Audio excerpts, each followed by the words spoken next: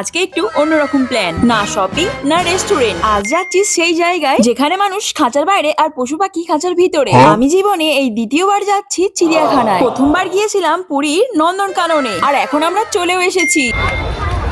আরে আরে এদিকে দেখো কত বড় একটা জিরাফ রয়েছে। হায় হায় হায়, আমাদেরকে দেখে চলে গেল। আরে না, ও তো চলে যায়নি, আমাদেরকে এইদিকে ডেকে নিয়ে আসলো। আরে বাবা, এইদিকে দেখো আমাদের শকুনি মামা যে।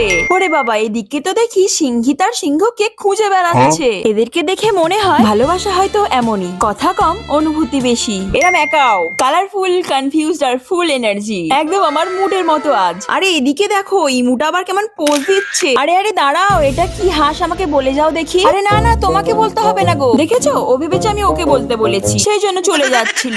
এদিকে দেখো রাজহাঁস বলছে যাও যাও ভিডিও শেষ করো, আমরা এখন ব্যস্ত। ওইরকম করে বললো আর ওখানে থাকা যায়? মুডটা আমার অফ হয়ে গেল, তাই এদিকে অন করতে এলাম। আবার যদি ভিডিও করতে বলে তবেই পার্ট 2 আসবে।